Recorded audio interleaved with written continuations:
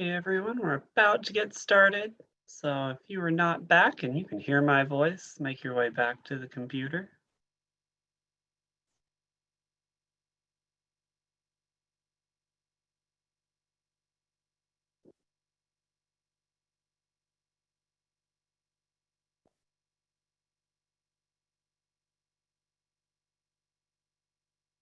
Okay, I have 9:45, so I am going to get started. So first of all, welcome again to the 2021 Maryland Teen Reconnect Conference. This session is Teen Services 101. It is the only session being offered now, so if you already feel that you have learned everything, this might be one that you can get some time back or stick around and maybe you can add some more things at the end. We will have a quick Q&A at the end and discussion. So I want to introduce our presenters for this session. We have Kat Jolie from Charles County Public Library. We have Tia Jennings from Baltimore County Public Library, and we have Tyler Chadwell English from Frederick County Public Libraries. My name is Isaiah West, and I will be today's Zoom host. Sure, we are all familiar with Zoom at this point, but I do want to share a few quick tips and tricks just in case we have some people not as comfortable with the platform. In the bottom left-hand corner, if you're on your laptop, you will have the option to mute and stop your video. Please mute yourself while you are not talking. As the host, I can mute you if I notice there's some background noise happening, so don't stress too much. If you're having trouble muting yourself, one of the people from the committee will be able to help you out with that. You're also welcome to stop or start your video whenever you would like. We love to see all of your faces, but we completely understand if you were just unable to be on video. If you're calling in via phone, you can use *6 to mute yourself and unmute yourself. We do ask that you use the chat to ask your questions or raise your hand during the Q&A section of today's presentation. To raise your hand, you select the reactions button in the bottom bar at your screen. You can, sorry, I'm jumping ahead. If you're on the phone, you can press *9. If you do not have an updated Zoom, that is okay. You might not have this reaction on your Zoom account. Please just type your question into the chat and we will get it, and we will always ask if you'd like to come off mute to ask that question. In the top right-hand corner, if you're on a laptop, you can choose between speaker view and gallery view. If you're having any tech issues whatsoever, please share in the chat and someone from the planning committee will be happy to assist you. While we are getting started, we ask that you fill out the attendance sheet that Carrie has shared in the chat. We need both your email and your name, as well as your library. If you want to go ahead and introduce yourself in the chat with those things, or with your name and email, or sorry, your name and library, we would love to see who's here with us today. After the session, or after all of the sessions, we will be sending out CE forms that will happen hopefully within the next week. There will also be an evaluation and a recording of all of the sessions, and that will be sent to you via email. Today will be part presentation and part discussion, which means there will be plenty of time for questions. This session is a lot more informational than discussion, but there will be a short Q&A at the end. We ask that you hold your questions until all of the presentations are finished. If you're worried that you will forget, please feel free to type it in the chat and we will answer them later in the session. When it's time for the Q&A portion of our session, you're welcome to raise your hand via Zoom or type your question in chat. We ask that you wait to be called on to ensure that everyone gets a chance to speak in the order that they ask their questions. Before we get started, we do want to go over a few agreements so that everyone's on the same page for the discussion. We follow the ropes agreements, and if you've been in a session with Carrie or Kelsey Hughes, you've probably gone through the ropes agreements a couple of times, but I will go through them very quickly.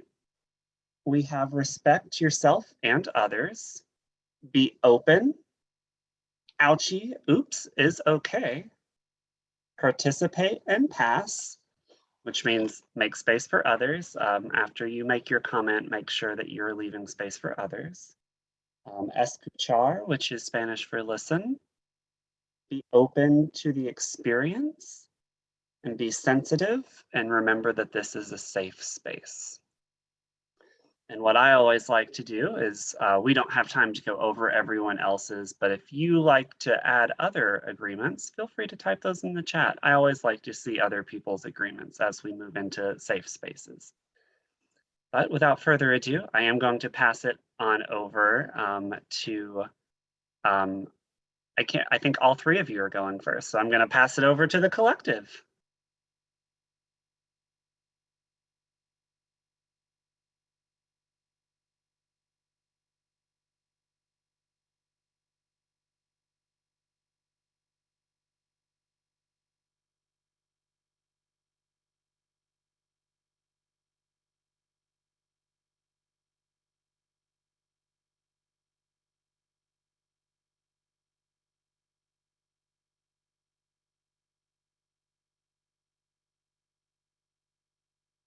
Thanks, Isaiah. Sorry about that. I couldn't get my screen to unmute. Do you guys see the faces of everybody in the panel in my sharing screen? No? Okay, good. All right. Thank you for joining us for Teen Services 101. Again, my name is Tyler Chadwell English from Frederick County Public Libraries. And we're going to be doing this, and there's three of us speaking today, Tia Jennings, Kajali, and myself. And so we've broken up the subjects into three different sections. So you'll be hearing from three different participants today. And I just want to point out that everything we're discussing today is being spoken about in more depth in our panels later on today. So if there's a particular subject that interests you, remember to check the schedule and look towards the topics that really interest you in today's 101 session. I'm going to get us started here so we have time for questions at the end. We'd be remiss if we didn't include YALSA's core competencies. YALSA is kind of the starting place for most of us when we start our careers as teen service folks. And YALSA has come up with 10 core competencies that they think are, and that we believe are very important. And you'll be seeing these pop up in our presentation today and in presentations later on this afternoon. I have created a link to these and put these in the resource that you've been provided on the website. So I'm not going to go through them in detail, but I just wanted to point them out to you, to you here. And there we go. So the first one is teen growth and development. The second, interactions with teens. The third, learning environments, formal and informal. The fourth, learning experiences, formal, informal. And the fifth, youth engagement and leadership. And then 6 is community and family engagement. 7, cultural competencies and responsiveness. 8, equity of access. 9, outcomes and assessment. And 10, continuous learning. And obviously we're doing that today here by being a part of this. We're taking part in that continuous learning. So like I said, these are very important to the start of any good teen services career. So I wanted to mention them, but you'll see them pop up through this presentation. The first thing we wanted to talk to you about today is teen programming, because that's often on our minds. It's one of the core things that we're asked to do when we come into our libraries. And so we just wanted to throw out a couple examples. There are going to be several sessions today about programming that you can look to for more specific in-depth discussions. But the key to good programming is finding what your population wants, giving them access to it and spreading the word that you have it. The first step of this is collecting data on what your teens want. So look, listen, and ask. It's the core of figuring out your programming.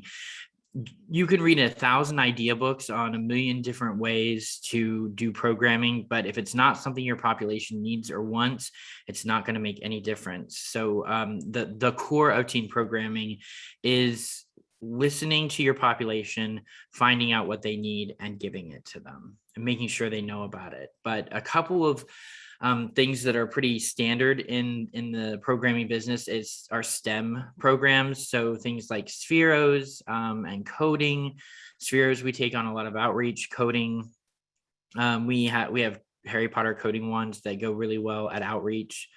Arts and creative expression, things like craft make and takes for some populations are great. We do at Frederick County, we're going to start doing zines at outreach tables when we go and sit, especially in the schools. And so then there's a product at the end of that outreach that we can share with the school. Virtual programs, there's many types. Some are using Zoom, some many are using Discord, and there's an entire session about Discord later on this afternoon that I encourage you to check out if you're not already engaging in it. And on Discord, my group has done D&D, book clubs, and gaming clubs. So live programs are things like escape rooms. I haven't heard very many people say that their escape rooms have not gone well. And if you have teen volunteers, those can run really smoothly. I have a cosplay manga anime club called Cam Club that works really well and that garners a lot of attention. There's educational assistance that's important, such as educational resources, making sure they have access and know what the databases are. Tutors who come and use your space that you can help promote. Paid tutoring partnerships like C2, and near us, there's a new place called Huntington that will do free programs for you. Use those resources. And then there's, of course, peer tutoring if you can get that set up with teen volunteers. So the next thing I want to talk to you about is teen partnerships. I've been very lucky to find a lot of really great partners, and I think that that's an option available to all of us. And when you're looking for teen partnerships, you want to go out into your community, you want to walk around, you want to be there in the community, seeing what you have right around the library. Maybe you don't have a lot, maybe you have to get in the car and go a little further. Local businesses is key to this. Small businesses are much more likely to partner with you, whereas large businesses might be more willing to give you money or items. But you can go or contact Rotary clubs and chambers of commerce, or your local chamber of commerce, as it were. And those folks will have access to a lot of different businesses that you can partner with. You can fund programming through collaboration. We have a local pizza shop that opened up near us, and they were willing to give me free pizzas once a month to advertise for them at our TAB group, which is our Teen Advisory Board. And that was a great partnership where I got free pizza and all I had to do is advertise for them a little bit. Almost every county, if not every county, has a Parks and Recreation department. We've had great partnerships with our Parks and Rec, including Teen Title Treks, which is essentially like a story walk where folks can learn about a subject and get book recommendations. And we have QR codes that link those recommendations to our catalogs so that folks going on the walk can put a book on hold right from where they're standing. And then in the summer, they do camps, and we try to build a couple programs around a few of them. And what this does is it guarantees us numbers at the program, and it gives them a guaranteed spot to bring the camp with an activity that they didn't have to plan. Another partnership possibility that pretty much every county has is YMCAs. YMCAs are all over the place. And if nothing else, you can share programs, add advertisements with them, and in exchange. There's a lot of other things you can do in terms of outreach with the Y, letting them come to you and you going to them. But the core of it is you can at the very least share program advertisements. And then our biggest partner, in my opinion, as teen librarians are the schools, the media center librarians. We're fortunate in our area where every library is assigned a feeder pattern. So there are specific middle schools and high schools that were assigned to me based on my branch. And so I know exactly, who I'm reaching out to, and we have a plan for when. This is where the kids are. And I will say that our middle school librarian media center teachers tend to invite us in more. High schools have a lot more going on. They have a less of a need for us in my area, in my specific area. But we partner with both, and that starts with monthly communication. We send them newsletters about what's going on and what things we might think might be pertinent to them. And then we have a minimum of quarterly outreach visits to them each month. And that wasn't set necessarily by our supervisors. That's just a goal we try to meet ourselves. And we try to get to each middle school at least once a quarter. Oftentimes we go more, and of course we attend back to school nights and other large functions where we're able to collect emails and let young people know about what the library may have to offer them in the future. A big aspect of my teen services job specifically is teen volunteering. And for me, teen volunteering started with our teen advisory board or teen library council. And that's establishing a core or executive group that allows you to put some of the control and responsibility onto the teens themselves. So at this point, my teens run the show. But in the beginning, you'll have to do the heavy lifting. But once you have some established members, you can sit back and let them influence the direction. You'll want to come up with some initial guidelines that include the age ranges of volunteers you will accept and the types of duties you'll allow them to assist with. But once you have that core concept down, when you go to get started, you want to garner interest. And one way I've helped organize this is I just created a Google form that is attached to all the catalogs in our so the main computers catalogs where folks can go up to in our building, and they can go in and fill this out, and then I get a list of names of people who want to volunteer. Teens and parents coming into the library can fill it out. You can send it to your media center teachers, your National Honor Society, and other service learning hour-based group advisors at the local schools. And by doing this, you will build a database of emails and possibly phone numbers for teens that you will be able to use in many different ways, including getting them information about the programs you're going to do. Once you've established the teen advisory board, the important thing for us was we created a funnel using Tab as like a volunteering funnel. So every first Thursday of the month at 6 p.m. we have the Tab meeting. If you want to be a volunteer, you have to attend that at least one meeting because we do an orientation as part of it. The teens get service learning hours for attending. We do the volunteer orientation each month. And then each month we include a guest speaker on a topic teens may want or need to hear. We solicit local restaurants, like I mentioned before, and offer free food and drink to participants. If you're struggling to stir up volunteers, look to your schools, look to your National Honor Societies. They all have faculty advisors, teachers at the schools who are in charge of those groups. Find those people, get information to them about this volunteering opportunity. English Honor Society is a natural fit, but all of them will work. I get kids from the Maths National Honor Society every year. Make sure that there's volunteer sign up in the media centers at schools again. So the next subject here is Teen Readers Advisory. I created this little infographic type handout to have at the reference desk that's front and back, that is just kind of there to help guide reference librarians, especially if they're not teen librarians. This really works for all reference questions. The teen reference advisory interview can be difficult because we're not always talking to the teens. Sometimes we're talking to their guardian. And that's the most difficult part of that, is trying to suss out what the teen actually wants and what their guardian wants them to read. So if you have both of them there in front of you, best case scenario, then you want to direct your questions as much as possible to the teen. You can always ask, what is the last book you really enjoyed? I hardly ever get, most of them do not respond to that question. They either can't think of one, or they're just too shy, or they're not, they're coming to you because they haven't really gotten into reading much yet. So I asked them things like, what is your favorite movie? What are your top 3 favorite TV shows? Do you like graphic novels? What are your hobbies and interests? And all of those questions hopefully will help lead me to a genre that I think that they might like. And that's what you see on the backside of this handout, which is I tried to come up with as many genres as I could here, and then I found suggestions for both, for two suggestions for each one, for one for high school age and one for middle school age.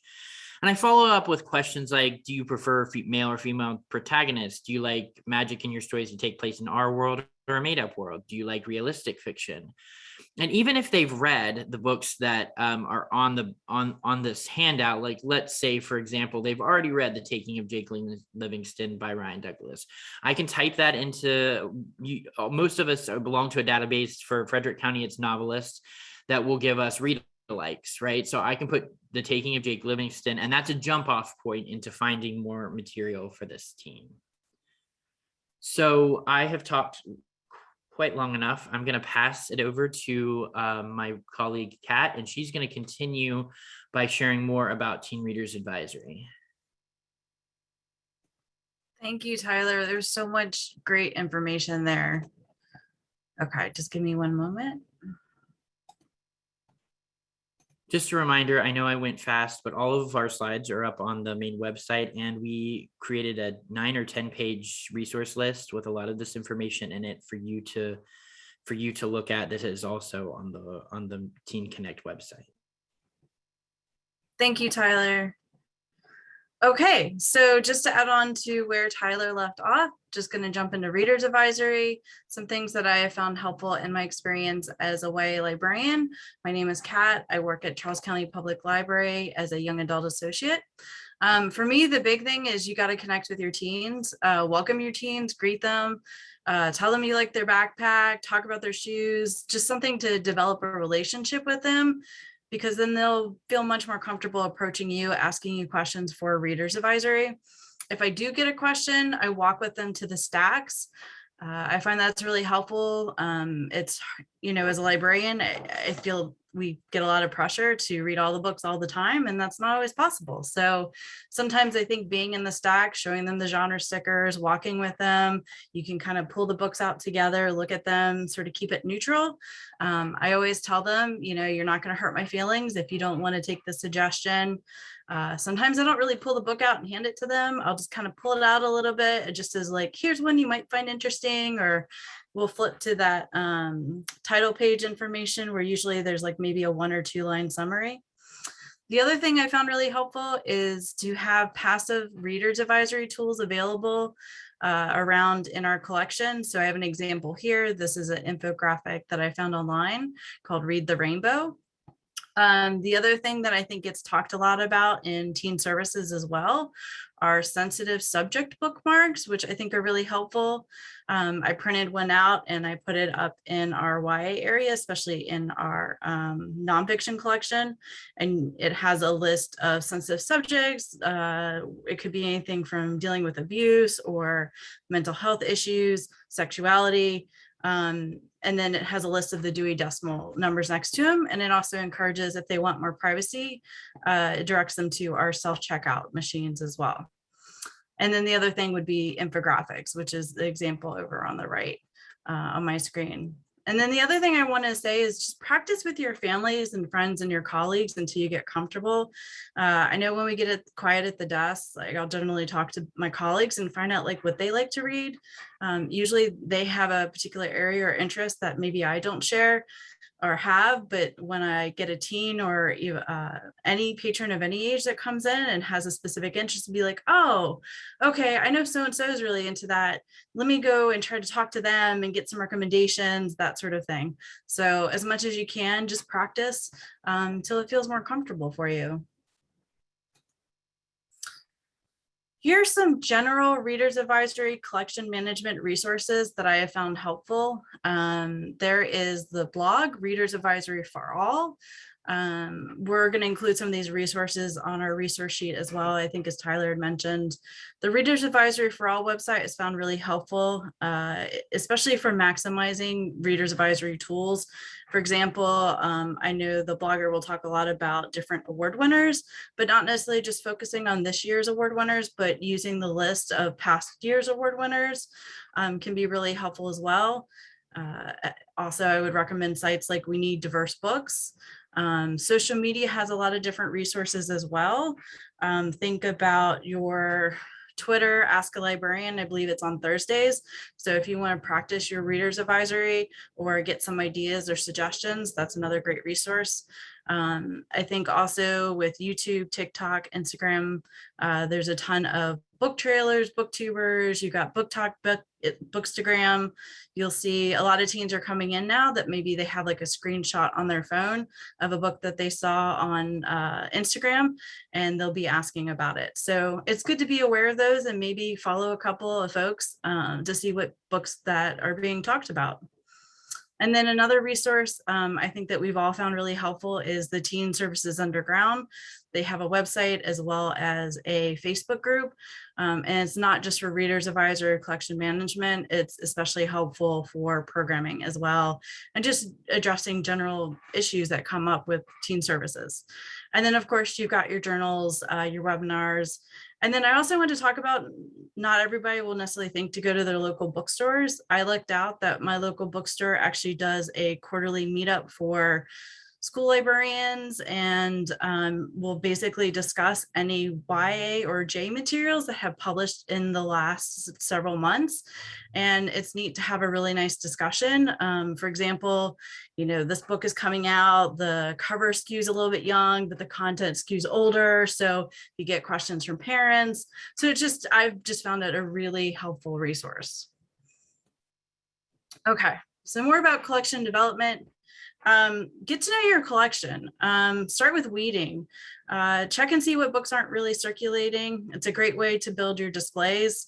If you have books that aren't circulating, but you want them to get more attention, maybe as you're doing your weeding list, keep a list of, and this was a tip I got from a webinar, was to keep a list of books that you want to maybe do future displays with, to give them that extra push. And also look at your circulation reports. I'm a numbers person. I love looking at the numbers to see what's going out, what's not going out. That can also be a really helpful way to find out, what's your grubby list, what items are going out and circulating so much that you maybe want to target those for if you have any funds for doing replacements, that sort of thing. And I realize not everybody is going to be doing their own ordering.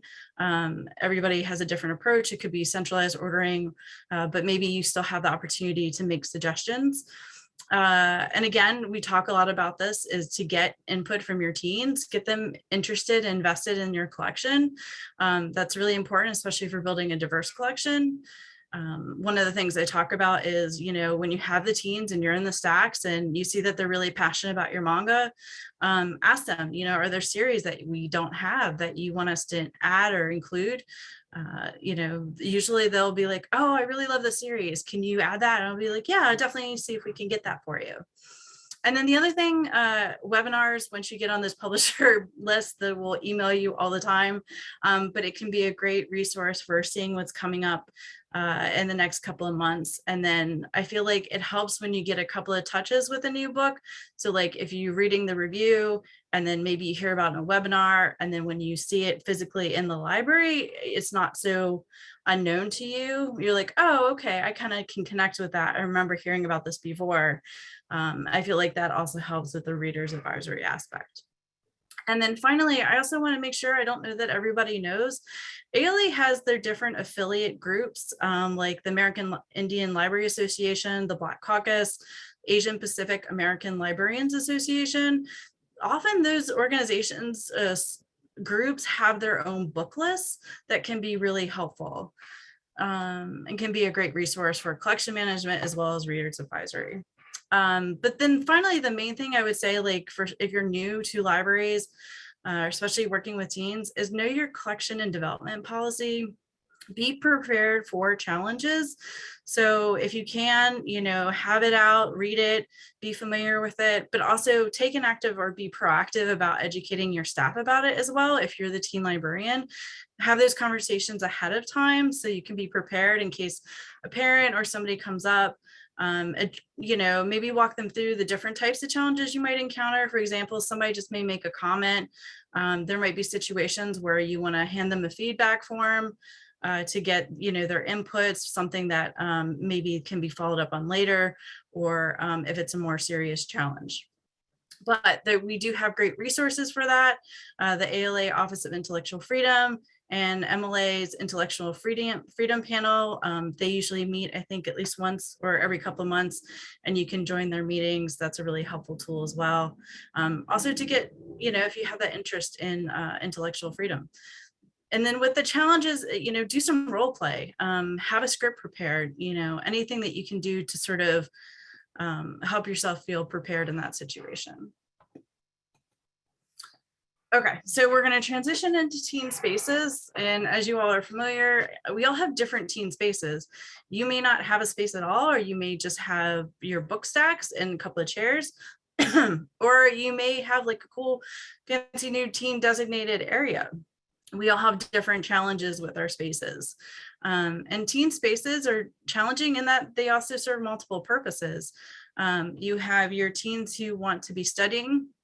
You may be trying to do programming in your spaces, whether that's active programming or passive programming. But you also want to be able to provide recreational opportunities for your teens. Maybe it's a PS4 or PS5.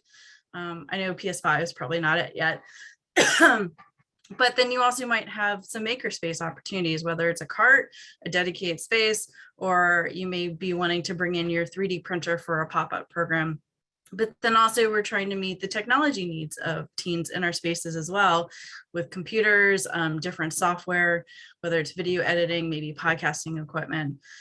So it's kind of a lot to expect from one space. And that puts a lot of demands not only on staff, but the space, but also your furniture and what you want to try to get out of your space.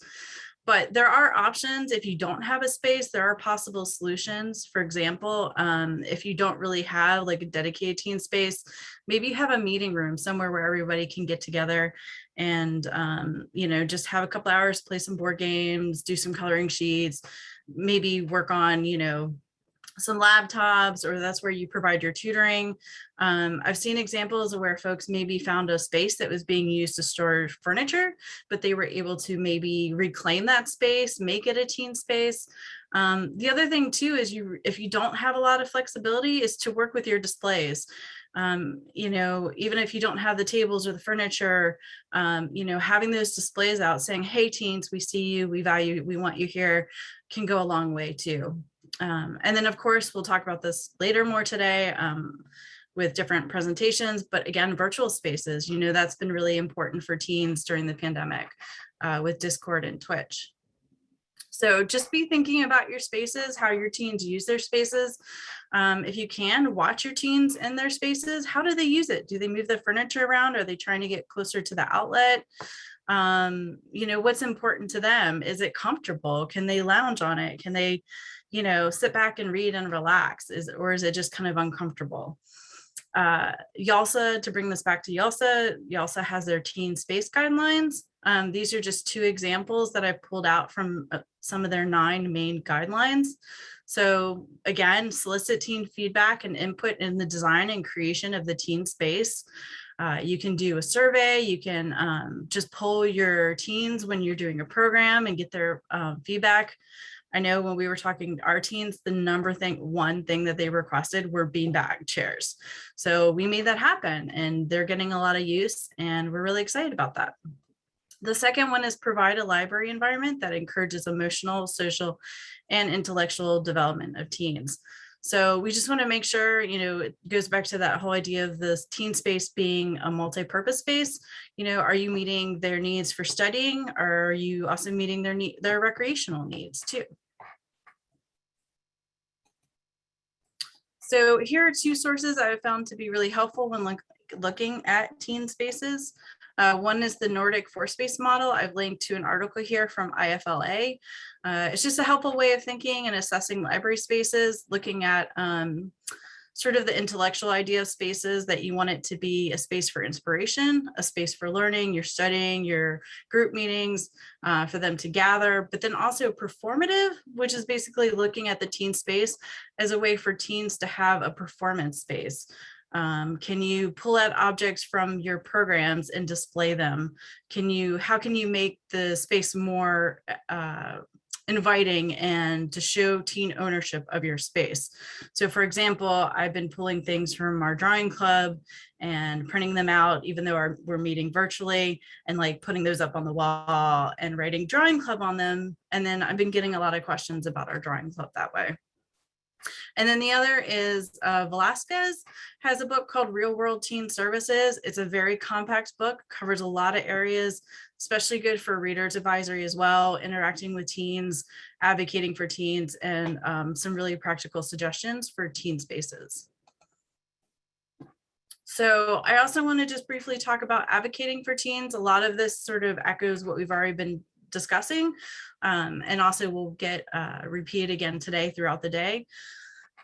Some things to think about. Training in regards to teen services should not just be for your teen librarians.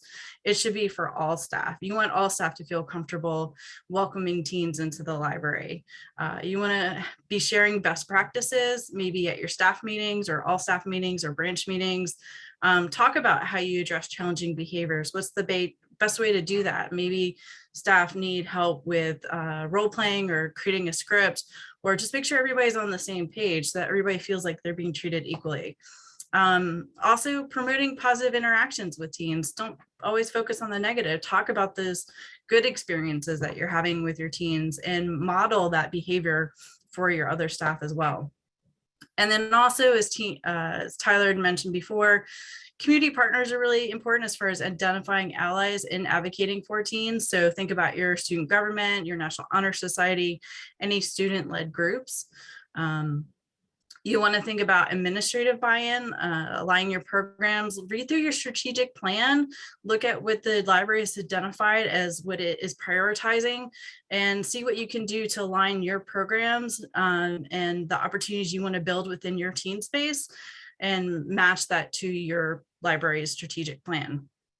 And then finally, just to really emphasize, as teens as customers, teens have their own unique social and emotional needs. So you want to be thinking about that when you develop their space, and talk about, as far as the YALSA guidelines and making sure that that space really is for teens, and trying to protect that, not protect that space, but really help keep that space for teens. And then also honoring the right to privacy and the freedom to read. There's a lot we can do as far as educating our teens about privacy and their right to read and for intellectual freedom. And then finally, teaching the importance of being good citizens online. That's something that, we can find ways of incorporating in our programs, and as in our interactions with teens, especially there's opportunities with Discord and Twitch. I think that makes a really good case for why libraries, it's important to be involved in Discord, because it's a great opportunity to model that good citizenship. Okay, I think that is it for me. And thank you so much for your time. I'm going to pass things on to Tia.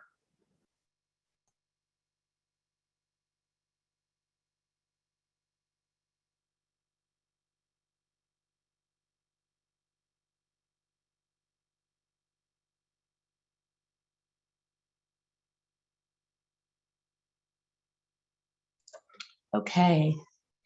Good morning, everyone. Tyler, can you give me a thumbs up if you can hear me and my screen is on? Thank you.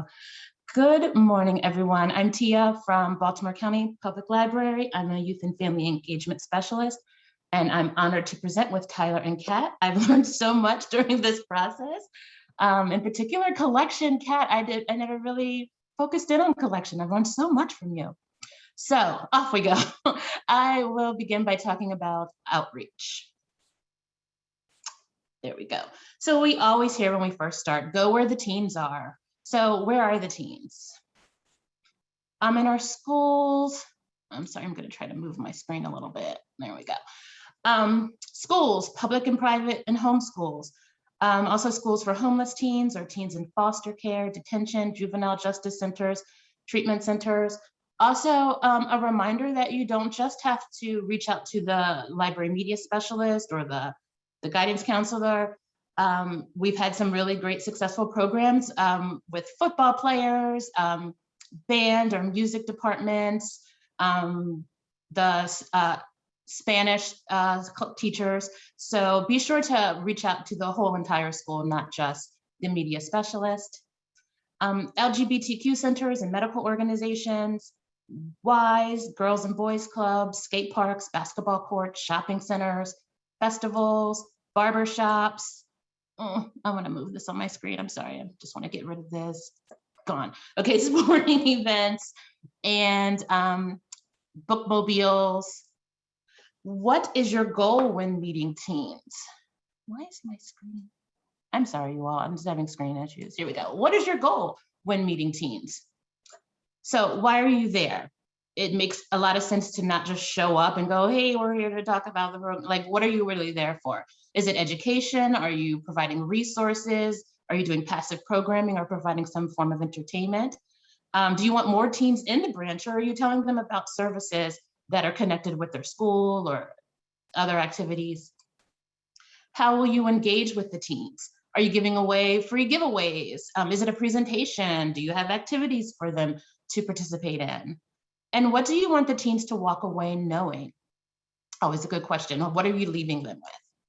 And how will you know it's successful? Tyler mentioned surveys are so important. How will you know that this is successful? Will you give them a survey? Will you count the number of teams that participated? And then, of course, just know your community. However you decide to show up and do whatever you want, make sure you know who those teams are that you're meeting and what they're interested in and what their passions are, so that you are aligned with your community when you do go meet with them. Also, building relationships with outside organizations. So when you start to develop partnerships in the community, and Kat and Tyler have both mentioned partnerships and ways to connect with organizations, find out who's in charge and then schedule to meet with them or walk in to visit if possible. Learn all you can about the organization so that you already know what they're doing and how you can help them. Be excited about what they do. Tell them how great they are. And then tell them how libraries can add to their greatness. So be ready to provide programming ideas and outreach services that align with their mission. And then remember them, add them to your email list and update them when you have fun programs or events that align with their initiative, and join their email list. And if you see something interesting, tell them it's a great idea and ask them if you can join. And this one's an interesting one, but become an acquaintance or friend. You already share a common passion, teens and connecting with the community, but what else do you have in common? And I say this because I've made some slight friendships with some of the outside organizations and different people at our school system. And now we just kind of know each other and we know our other passions and interests.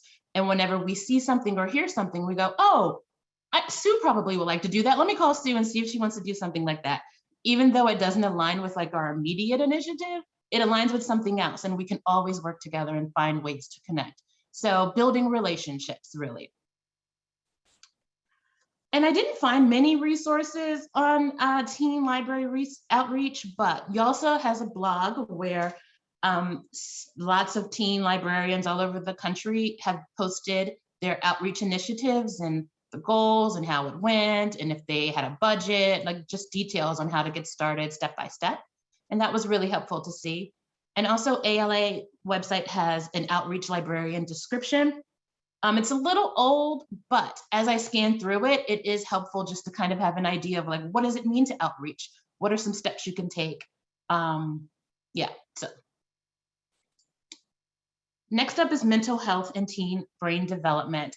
And I just want to preface this by saying I'm not a neuroscientist or anything, but I am a registered drama therapist. My master's is in counseling psychology, and I was a therapist for a couple of years, so I have a little insight, but I am just repeating information that I've learned.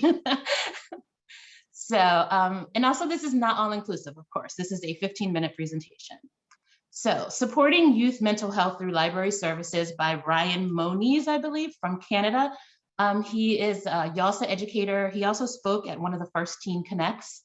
And so he has a blog post here, and here's the link. And again, it's on that resource sheet.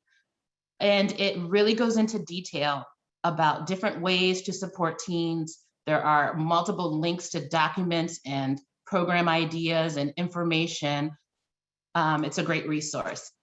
And so I always think it's nice to define what mental health is. And I just quoted Ryan, where he says, mental health is the capacity of each and all of us to feel, think, and act in ways that enhance our ability to enjoy life and deal with the challenges we face.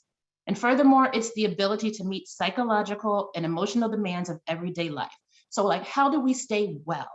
How are we helping teens stay well? And we're already doing it. I think we often think a little too hard, like, I need to know everything about the teen brain and mental health and all the psychosis. I need to know all these things to help these teens, and we really don't. It's really inherently built in the programming that we provide. Socialization, opportunities to be creative, we provide rewards, and we're providing so many new experiences. So our programs already have elements of mental well-being, mental health well-being incorporated in them. So first step is, you got this. You already have this, don't worry. Next is staff training and development. And we've already said, and you all know how important it is to make sure that we stay on top of our own education and professional development as we do this work. And not just teen librarians, but all staff should be continuing to train and learn. Building relationships with teens by showing up and being in the room and meeting teens where they are. When we simply say the room's open or the program has started, we are providing a safe space for teens. We're showing up, letting teens know, like, we're here for you. We want to see you. We're excited to see you. We're happy to see you. We're naturally doing this every day. And also just listening. We think we need to have the answer sometimes. We have the answers when someone needs a book. We have the answer when someone needs to make a copy of their application. But we think, oh, well, what am I going to do for a teen? And really, we just have to listen and nod and smile and acknowledge their presence. So just be sure to show up and listen and create the wonderful programs you're already presenting, and you're good. Insight into the Teen Brain is a TED Talk by Adriana Galvin. It's really good. It's about 10 minutes. She's a neuroscientist. And this is where I'm just going to just say a couple of things she said. So teen brain research is new and it's continuing to develop. So we know so much about birth to 5. There's been so much funding and studies put into birth to 5. I think we just all know it. But for teen brain, it's super new. We're really just learning it. And I think a lot of us know that the prefrontal cortex is not fully developed until the mid to late 20s. And we recognize that the teens that are coming into our branch, even if they're 17 and 18 and taller than us, their brains are still not developed. They're still not moving in an adult kind of way. And Adriana goes into discuss her research digging deeper into the brain and locating the striatum, which is also called the reward hub. And they did some studies with giving children, teens, and adults rewards like sugar or money. And they found that the teens showed an exaggerated response to rewards.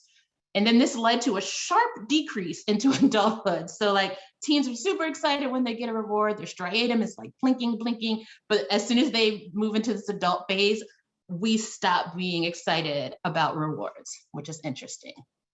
So when teens are impulsive and taking risks and challenging people in charge, disregarding consequences, it kind of feels good to them. They're experiencing something new. There's a rush of dopamine that they get. So I imagine you're saying, so what are you saying, Tia? Because I have a bunch of loud, self-centered, risk-taking teens in the branch right now. What am I supposed to do with this information? Like, it's great, I get it, but they're still in my branch. So just embrace it all. This developmental phase is normal. We all went through it. And I really like Adriana's TED Talk because she goes in to describe how it could really help everyone in the future, how this exaggerated reward response kind of thing could help everyone in the future. So we always hear these phrases like live out loud, take a risk, dream big, follow your heart, live your best life, right? So taking risks, challenging norms, seeking out new experiences and rewards could all be adaptive behaviors that actually lead to good decisions that help people navigate through adulthood. And when she said this and I thought about it, I thought, you hear when people are at the end of life and passing away and they share about regrets of their life and what they wish they had done. They're often like, I wish I had done that thing. I wish I had followed my heart. I wish I had lived my best life, right? And teens are doing that. And so Adriana's kind of saying like, we don't want to forget that magic of being a teen and thinking like, I'm going to do exactly what I want to do. I want to achieve exactly what I want to achieve. I don't want to put my goals to the side. I just want to go forward. And I think for me, it was important to kind of make that connection and celebrate our teens and encourage our teens at the same time, helping them not make bad decisions because of those risks. So embrace it all. Next is cultural competency. So what is it and why? Cultural competence. It's loosely defined as the ability to understand, appreciate, and interact with people from cultures or belief systems that are different than your own. And that's from APA, American Psychological Association. And culture is often used very broadly. We tend to connect it directly with race and ethnicity. Oops, that was my phone, sorry. But it also involves just shared characteristics of a community, like teens kind of have these similar characteristics, or the hearing and visually impaired community moves in a certain way, LGBTQ, such. So it doesn't just have to be race and ethnicity. It's also a variety of cultures. And that means that even individually, we as people are not just one type of culture. We have so many different cultures. I do yoga, I have a yoga culture. I am in theater, I have a theater culture. So we all have a variety of cultures. And so these, like I said, it's us, it's our customers, our coworkers, our community partners. It's just really important to just be able to recognize that we're all different, we're all moving in a variety of ways and experiences, and all of that is welcome. So what can you do? Self-awareness and reflection first. Check in on yourself. Like, am I just thinking everyone should move the way I'm moving? Am I open to other people's experiences? Is there something I need to know more about? Am I showing up in a way that is letting others know that I welcome them? So check in on yourself constantly, all the time. And also being aware of others. So what do I need to learn about this person, this culture, this experience? When I say something, is it showing up differently, or is my intention coming out not clear? So checking in on others and how others are showing up in your life. Being knowledgeable of as many cultures as you can, just kind of knowing what's going on in the world. I think with social media now, at least for me, it's really helpful to follow as many people as I can to learn just kind of how they show up and what's going on. Gaining cultural skills, so that training and professional development, and then just staying open. And I said this earlier, we worry a lot about, are we doing this right? Do I know enough? All those things. And I think there's no way we're all going to do this right. But as long as we stay open, as long as we show up, and as long as we continue to practice these skills, that's the best we can do and continue to do better. And a few resources on cultural competency. Project Ready is a free online kind of module work through it program. And it is really in depth on race, racism, racial equity, and it focuses on youth of color and Native youth. And it also goes into like, how do we develop programs for them? It's a really great resource. It's a lot of information, but it's free and you can take your time and read through it, and it's really helpful. The YALSA Teen Competencies, which all of us have already talked about, but there's a link there. And also YALSA did these little videos called snack breaks. And this one is a 4-video series, and they're each about 10 minutes long on cultural competency and responsiveness. I thought it was really helpful, lots of information. It's a little old, but it's still useful. The end. Thanks, Tia, that was great. Isaiah, are you taking over for questions or do we take the questions? I'll take over. Thank you so much, Tyler, Tia, and Kat. Now we do have a couple of minutes for questions.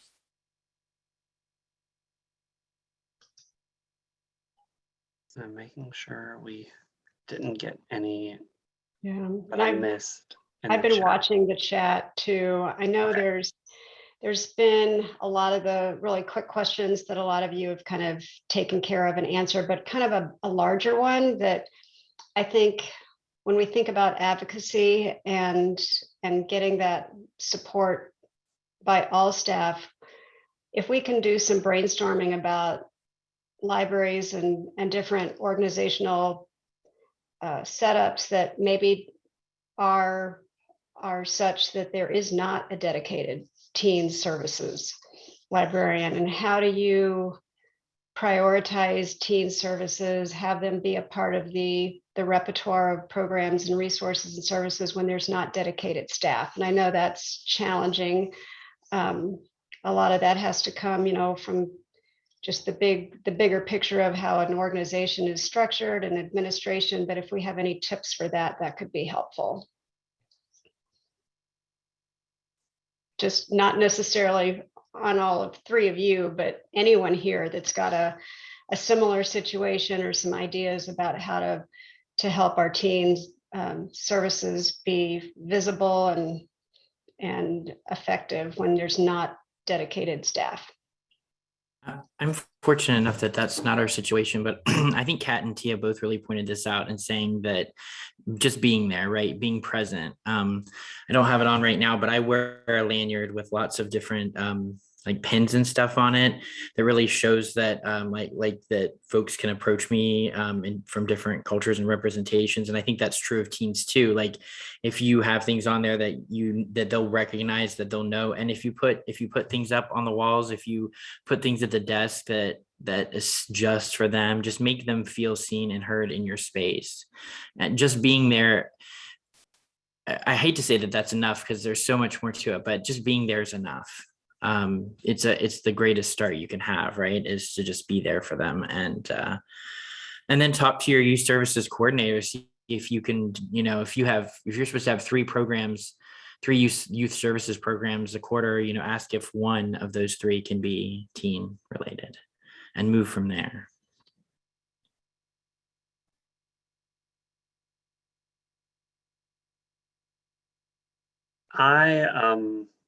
I'll jump in with this one as well, because I'm the only dedicated teen person in my system, and I'm like the coordinator. I mean, we're a fairly large system, and there's only me that's really promoting teen services as my job.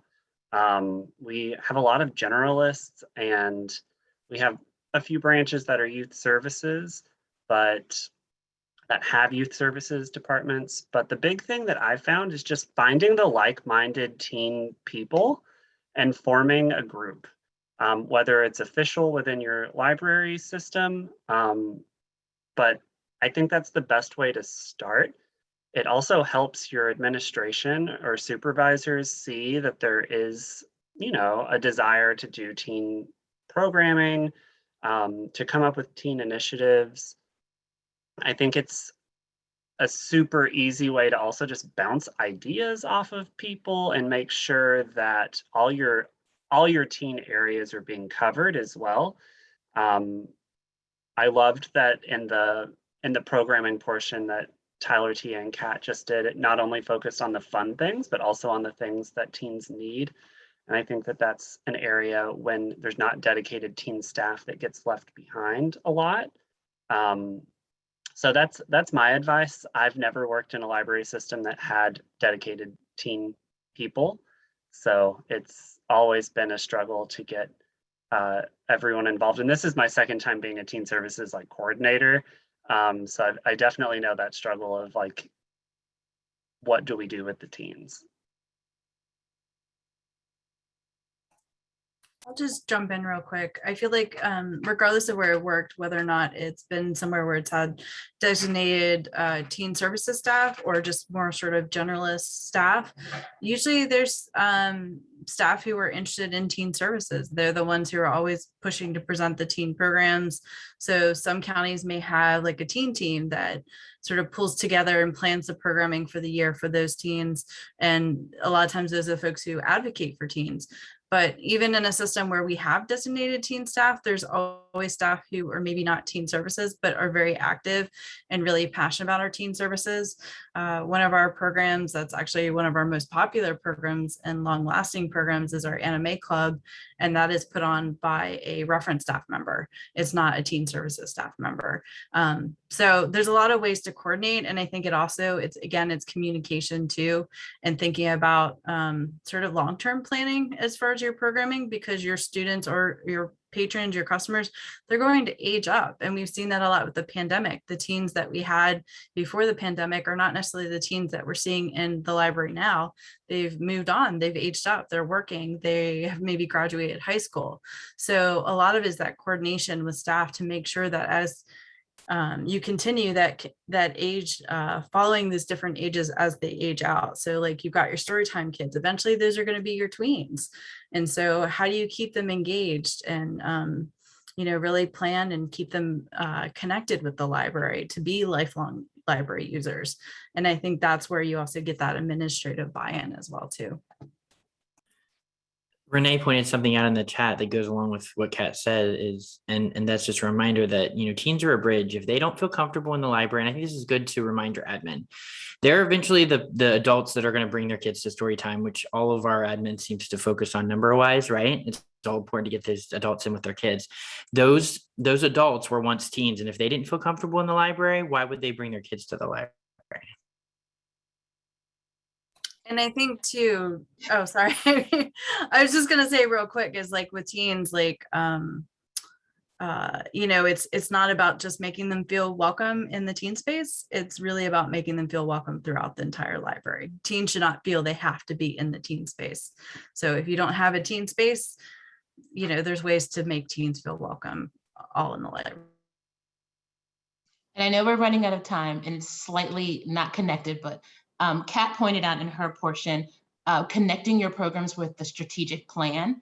I think that is huge. That is so huge. So when you show administration, like, see, this connects like immediately. This is why it works and why I'm doing it.